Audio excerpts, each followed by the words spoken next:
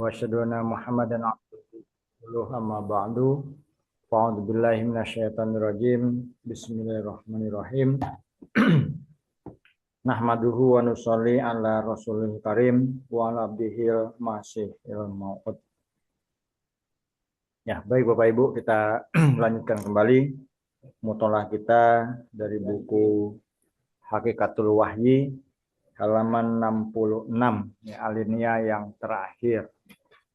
Nah, sini kemarin sudah disampaikan bahwa pertolongan Allah Ta'ala itu nyata, ya, kepada orang-orang yang mempunyai hubungan yang istimewa dengan Allah Subhanahu wa Ta'ala.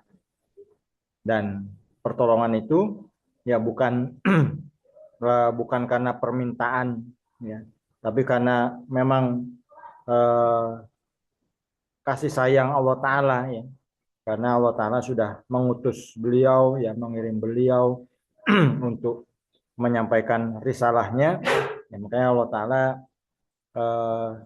terus akan menolong dan akan menjaganya, kan. Nah, jadi tidak ada dalam sejarahnya bahwa seorang utusan itu mengalami kegagalan, tapi justru dari ujian-ujian yang dialami itu, ya, sebagai penempa, ya, imannya, ya, terutama untuk para pengikut-pengikutnya, sehingga dengan adanya ujian, ya, itu akan meningkat dalam standar kerohanian dan ketakwaannya. Nah, dari kemarin disampaikan bahwa ibadah, ya, yang sebenarnya itu adalah yang dilakukan dengan ikhlas, ya. Bukan karena hanya sebagai kebiasaan, kan, itu, ya, atau hanya sebagai penggugur kewajiban.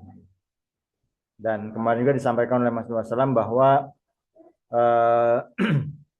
orang-orang yang memutar rangkaian biji tasbih, ya, secara berulang-ulang itu, ya, itu apakah dapat dianggap sebagai hamba Allah? Nah, justru ibadah itu akan menarik, ya, seseorang itu kepada cinta Allah Ta'ala, kan. Ketika yang namanya sudah mendapatkan cinta dan ridhonya, tentunya mereka sudah tidak ada perhitungan lagi maksudnya tidak akan ada hitung-hitungan, ya, untuk berbuat baik atau zikir atau tasbih dan sebagainya kepada Allah Subhanahu wa Ta'ala. Nah, baik Bapak Ibu, kita lanjutkan. Di alinea terakhir sini beliau bersabda, untuk tercapainya derajat di atas, ya, pertama harus ada keyakinan yang sempurna akan zat Allah Ta'ala. Kemudian timbulkanlah kesadaran sempurna akan keindahan dan sifat ihsannya. Lalu dengan kesadaran itu, munculkanlah jalinan kecintaan sehingga setiap saat bergejolak di dada. Untuk mendapatkan derajat kerohanian itu, yang pertama itu, ya, harus mempunyai keyakinan yang utuh, ya, kepada Allah Subhanahu wa Ta'ala. Nah, setelah itu baru timbulkan kesadaran, ya, untuk mengenal, ya, mengenal Allah Ta'ala dengan ihsannya, ya, ihsan Allah Ta'ala, jadi kebaikan Allah Ta'ala, kan. Dan kemudian harus memunculkan juga jalinan kecintaan,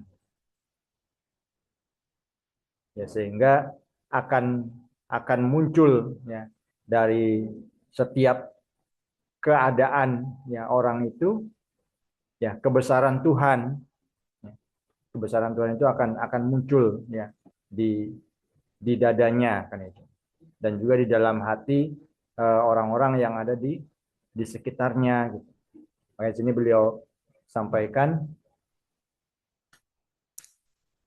ya, keadaan seperti ini seyogianya nampak pada wajah setiap saat, ya, dan kebesaran Tuhan sedemikian rupa hadir di dalam hati, sampai-sampai di hadapan zatnya seluruh dunia bagaikan bangkai belaka.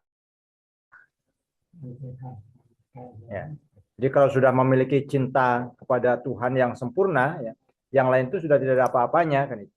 Ya sama dengan kita yang memiliki rasa cinta, rasa kasih sayang kepada istri atau suami kita, ya kepada anak-anak kita. Berarti kan yang lain itu sudah tidak ada nilainya. Ya. Justru yang paling bernilai adalah yang kita miliki kan itu. Yang lain itu hanya sebagai hiasan saja kan itu kan. Nah sama dengan sini. Ya, jadi kalau sudah kebesaran Tuhan itu sudah nampak di dalam dirinya, ya yang lain itu bahkan dunia sekalipun itu tidak ada nilainya, bahkan dianggapnya sebagai bangkai kan itu. Nah, setiap ketakutan hendaknya hanya berkaitan dengan zatnya. Ya. Penderitaan karenanya merupakan kenikmatan bagi dirinya. Dan keadaan berkhalwat kepadanya lah yang menjadi ketentraman baginya. Dan tanpa wujudnya dengan siapapun hatinya tidak akan tenang.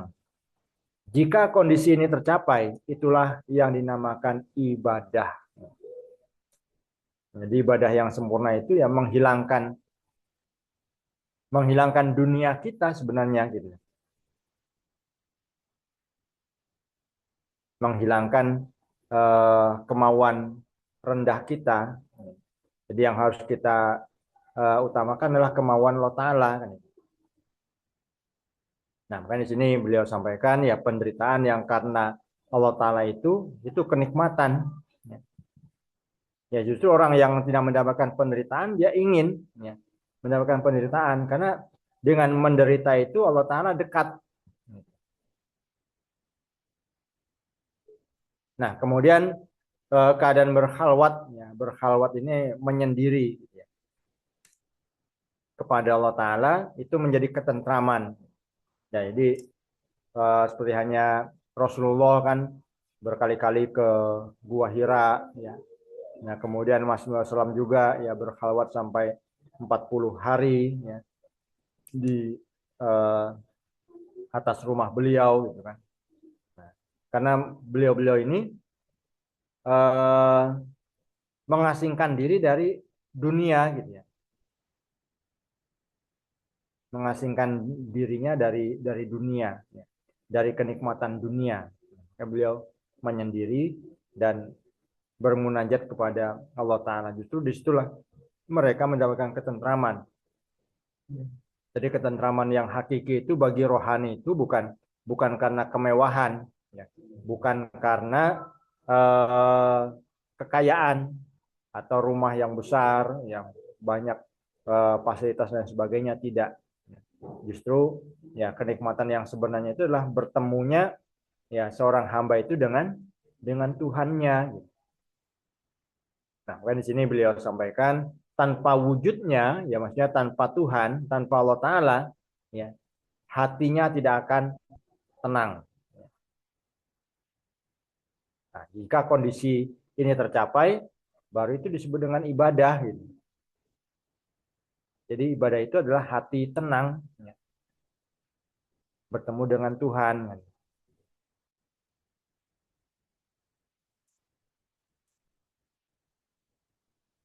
Akan tetapi bagaimana mungkin hal itu akan terjadi tanpa pertolongan khusus dari Allah Ta'ala. Nanti karunia yang tadi itu bisa diperoleh itu ya karena karunia sebenarnya. Gitu. Karena Allah Ta'ala. Gitu. Karena kalau bukan karena Allah Ta'ala ya tidak akan bisa juga. Ya. Ibadah yang sempurna itu kita nikmati. Gitu. Nah makanya di sini Allah Ta'ala, oleh karena itu Allah Ta'ala telah mengajarkan kepada kita doa. A'udzubillahi minasyaitonirrajim. Iyyaka na'budu wa iyyaka nasta'in. Hanya Engkaulah yang kami sembah dan hanya kepada Engkaulah kami mohon pertolongan. Al-Fatihah ayat yang kelima. Yakni kami memang menyembah Engkau. Akan tetapi bagaimana mungkin kami bisa memenuhi hak ibadah jika tidak memperoleh pertolongan khusus dari Engkau. Sesungguhnya beribadah kepada Allah dengan menetapkan wujudnya sebagai kekasih hakiki merupakan persahabatan yang tidak ada derajat lain sesudahnya. Akan tetapi, derajat ini tidak mungkin diperoleh tanpa pertolongan Allah Ta'ala sendiri. Nah, jadi sebenarnya kita memohon doa iyyaka na'budu wa iyyaka nasta'in, ya sebenarnya ini ya terjemahannya ya. Maksudnya ini kan itu. Ya, kami memang menyembah Engkau, kami beribadah kepada Engkau. Tapi kami nggak akan bisa memenuhi hak ibadah itu kalau tanpa pertolongan ya dari Allah Ta'ala gitu. Nah, jadi kita bisa beribadah itu karena pertolongan Allah Ta'ala gitu.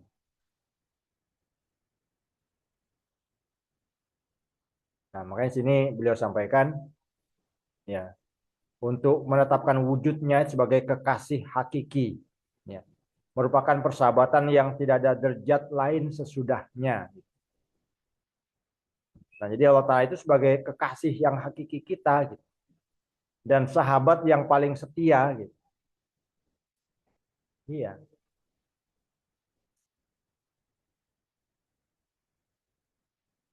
Nah, saya ingat jadi apa namanya perkataan Pak almarhum Pak Komarudin ya. Jadi bagi mubalik kata beliau, istri pertama itulah jemaat.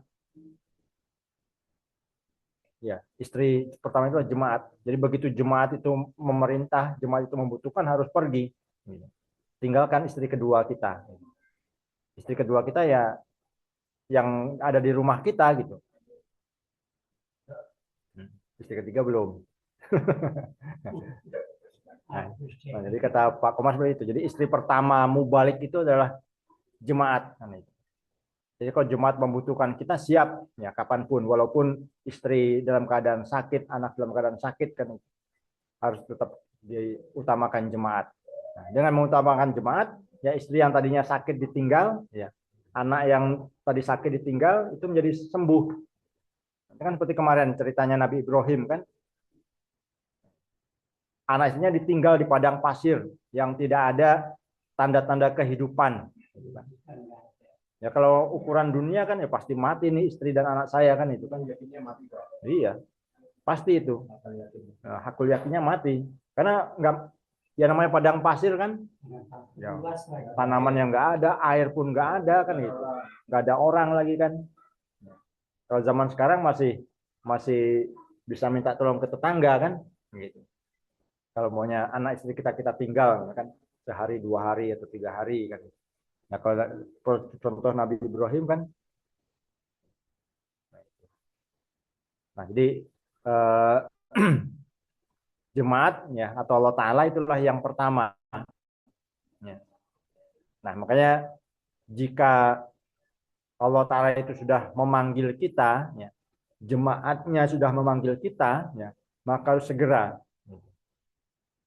ya utamakan jemaat dan utamakan Allah Ta'ala. Jadi dengan mengutamakan Allah Ta'ala, ya maka semua yang menjadi persoalan kita, ya Allah Ta'ala akan memperhatikan gitu. Kan nggak mungkin kita sudah menomorsatukan Tuhan, saya menomorsatukan Allah Ta'ala, tapi Allah Ta'ala tidak memperhatikan kita. Kan, gitu. Makanya di sini merupakan persahabatan yang tidak ada derajat lain sesudahnya. Jadi persahabatan seorang hamba dengan Allah Ta'ala itu nggak ada tara bandingannya. Gitu. Bukan kayak sahabat yang kata orang-orang dunia kan itu. Kata orang dunia kan nggak ada sahabat yang sejati. Gitu. Karena apa? Sahabat itu mengaku sahabat pada waktu ada keuntungan. Ya. Tapi pada waktu memerlukan bantuan, ya yang mengaku sahabat sedikit, gitu kan. Justru malah lari pada waktu kita terpuruk, makanya kan nggak ada yang ngaku saudara, nggak ada yang ngaku sahabat kan. Tapi pada waktu kita berjaya, oh itu teman saya jadi direktur kan gitu, bisa jadi direktur dia kan. Tapi begitu dia bangkrut, oh, itu teman saya bangkrut, mungkin nggak akan ada yang ngomong seperti itu kan. Nah, jadi persahabatan yang yang sebenarnya ya itu adalah kepada Allah Subhanahu wa taala. Nah, tanda diperolehnya derajat ini adalah bersemayamnya keagungan dan kecintaan Tuhan di dalam hatinya. Dan hanya kepadanya lah ia bertawakal, serta hanya wujudnya lah yang ia cintai. Jadi cintanya itu hanya kepada Allah Ta'ala gitu.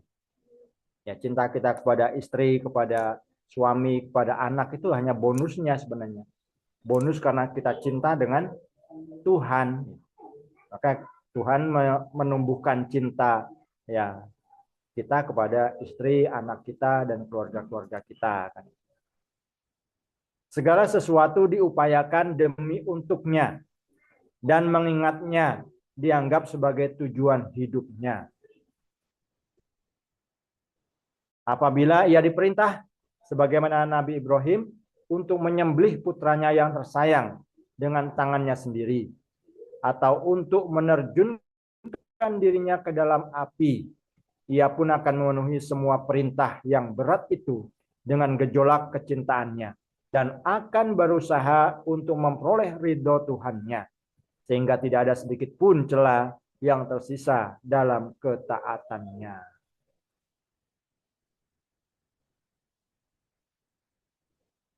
Ya. Nah inilah. Nah kemarin juga di KPA anak-anak juga kan apa namanya untuk janji ya refleksi antara janji badan ya baik itu LI, Hudam, Nasirat, Atfal kan ya kita semuanya sudah berjanji akan mendahulukan Allah Taala kan itu ya. Ya bukan hanya itu saja kemudian Ansor apa namanya LI ya semuanya sama kan gitu.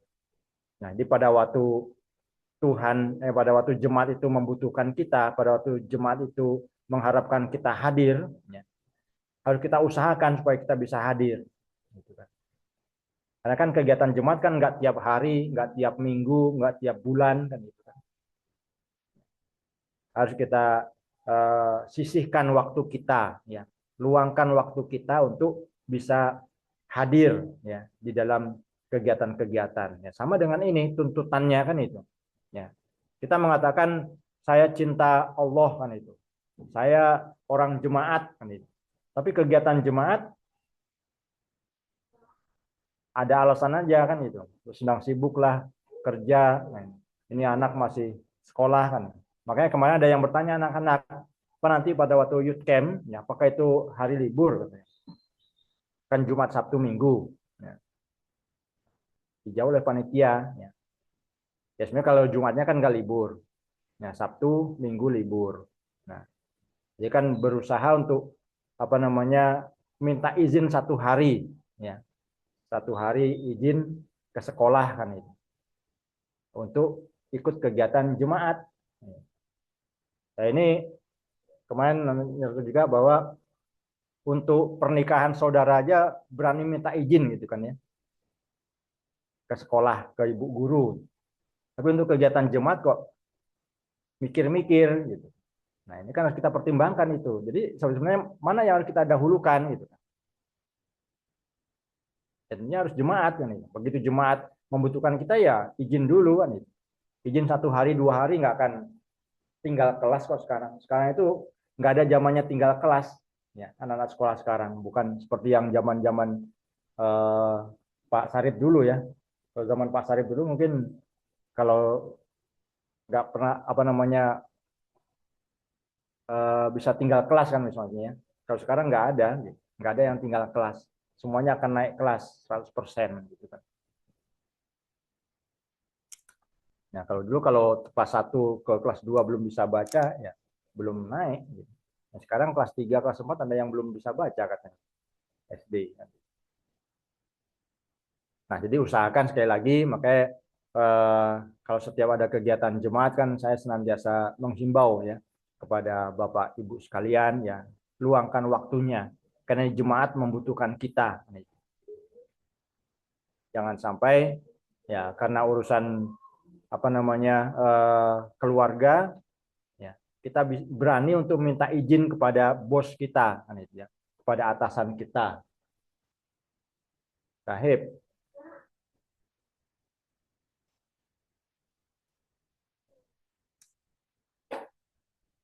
Ya, tapi untuk mengikuti kegiatan jemaatnya nggak berani minta izin.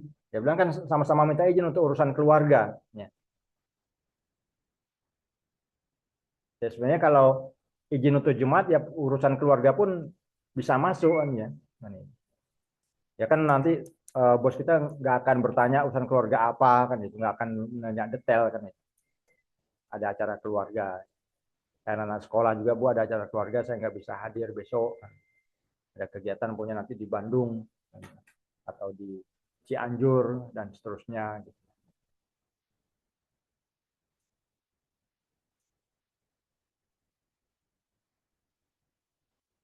Ini adalah pintu yang sangat sempit ya. Dan minuman ini adalah minuman yang sangat pahit sehingga sedikit sekali orang yang masuk melalui pintu ini dan yang meminum minuman ini. Nah, jadi beliau sampaikan ini. Jadi pintu untuk apa namanya meraih cinta yang sejati itu memang sulit gitu ya. Dan minuman ini pahit. Nah, tadi kan minta izin tadi pahit. Ya. Untuk hadir dalam jemaat itu pahit. Dan tidak semua orang ya, ya kita kan bisa bisa pastikan ya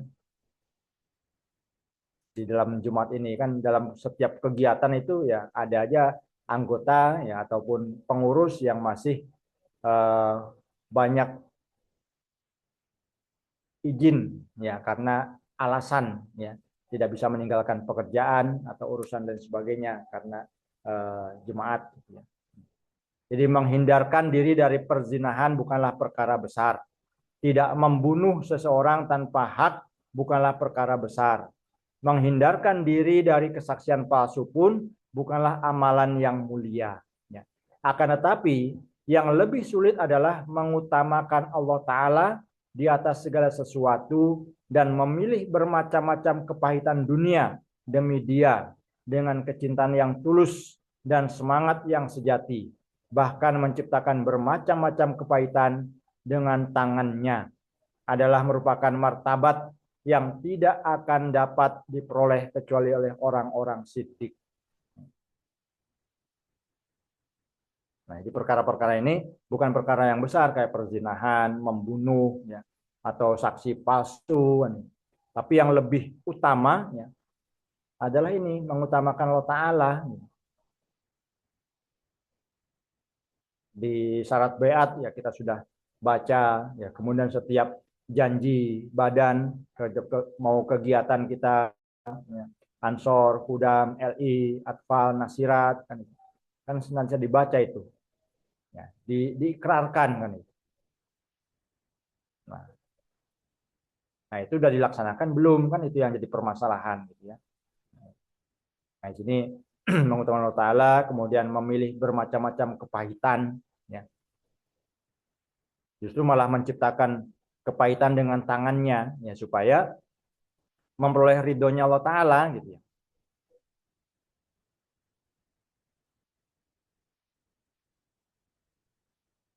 Nah makanya kan disebutkan ya justru dengan penderitaan, dengan ujian itulah Allah Ta'ala ridho kepada kita ya daripada kita dalam keadaan yang senang tapi Allah Ta'ala tidak ridho kepada kita. Inilah makna ibadah yang diperintahkan kepada manusia. Dan orang yang menunaikan ibadah ini, maka atas amalannya itu dia digolongkan orang yang pantas mendapatkan imbalan dari sisi Allah Ta'ala. Yang namanya adalah nikmat. Sebagaimana doa yang diajarkan Allah Ta'ala dalam Al-Quran melalui firman-Nya, A'udzubillahi minasyaitonirrajim, ihdinas siratal mustaqim, siratal ladzina an'amta 'alaihim. Ya, wahai Tuhan kami, tunjukkanlah kepada kami jalan-Mu yang lurus, yaitu jalan orang-orang yang telah Engkau beri nikmat dan yang telah Engkau anugerahkan pertolongan-Mu yang khusus. Al-Fatihah ayat 6. Ya, baik Bapak Ibu, mungkin cukup sampai di sini yang bisa kita mutolak pada pagi hari ini. Insya Allah besok kita lanjutkan kembali.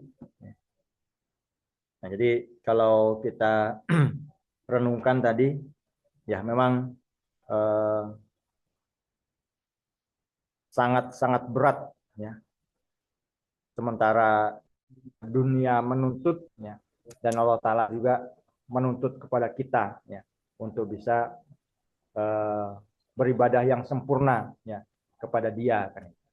Nah, tapi kembali kepada kita sendiri, kan itu. Ya, kan seperti kemarin juga disampaikan bahwa sebenarnya kan eh, hidup kita ini kan pilihan, ya, pilihan kita, kan. Nah, kita itu mau milih yang mana, kan? Milih yang baik atau yang buruk, milih surga atau neraka. Dan apapun yang kita lakukan itu pilihan kita, ya. Pilihan kita, kesimpulan kita, ya. Bahwa kita bisa hadir di masjid, ya. Saya tidak bisa hadir ke masjid itu kan pilihan. Saya bisa hadir di kegiatan jemaat dan saya tidak bisa hadir di kegiatan jemaat itu kan pilihan. Tapi tentunya yang harus kita utamakan adalah yang sesuai dengan kehendak Allah Ta'ala, kan.